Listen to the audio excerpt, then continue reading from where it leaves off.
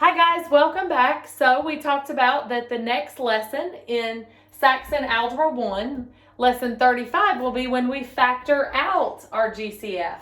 So we've been looking at how to find our GCF, and now next step, lesson 35, is to take out the GCF. So let's look on lesson 35. Our practice starts on page 144.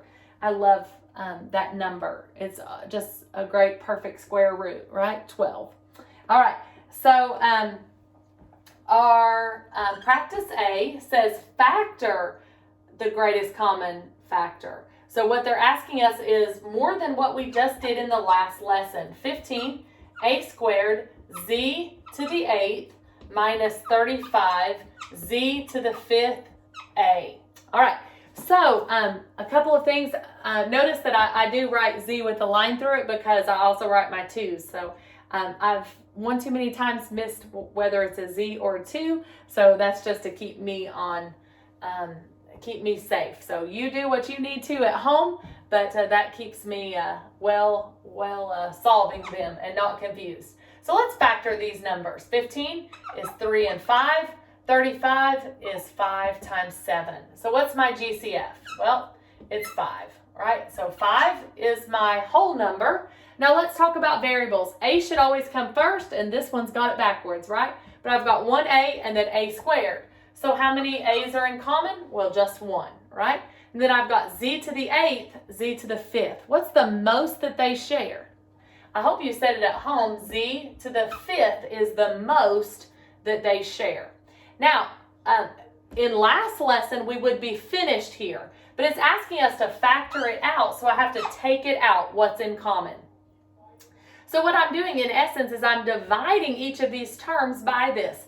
15 divided by 5 is 3.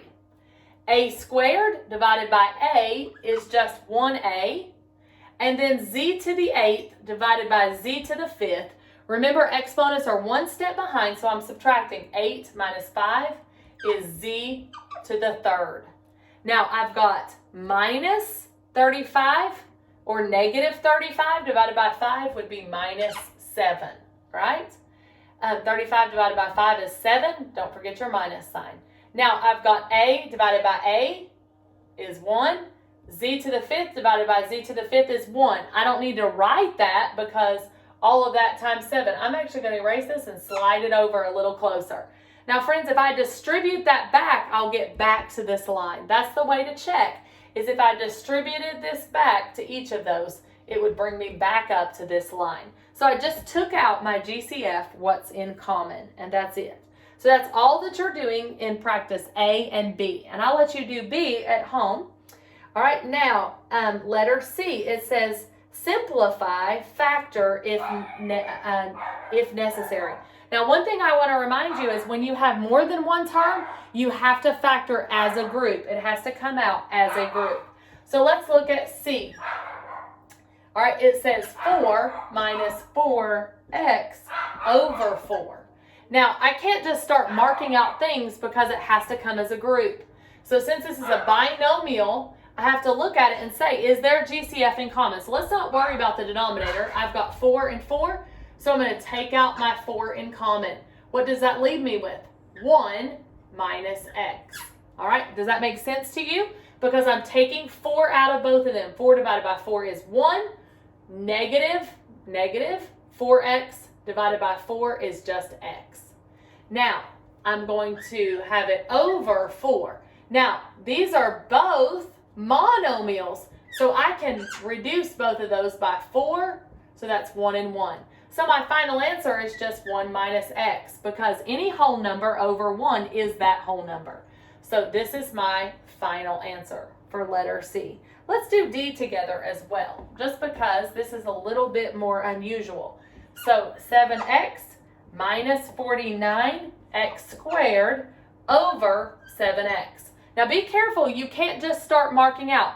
This is a binomial, 2 terms means binomial, and this is 1 term. So they have to be, you have to find your greatest common factor and reduce by terms. So you have to reduce a monomial with a monomial. So let's see what's in common with this. What's my greatest common factor in my numerator since it's a binomial? Well, it looks like 7 goes into each and x goes into each. So that would be my GCF. So let's take out 7x.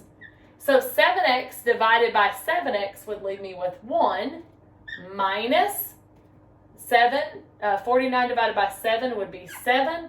X squared divided by x is x. I'm going to erase here because it's getting into my new question. So sorry about that. All right, and then I'm going to put parentheses there. Now, don't forget to bring your denominator over. Now, did you notice that you've got now a monomial in both the numerator and denominator, and they are the same? So if you divide them by each other, you know that if I have 5 over 5, that equals 1.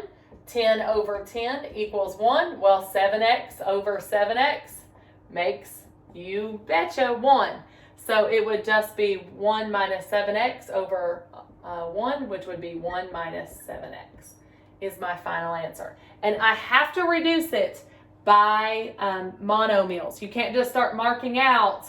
I've had students before just mark this out and mark this out and say their final answer is negative 49x.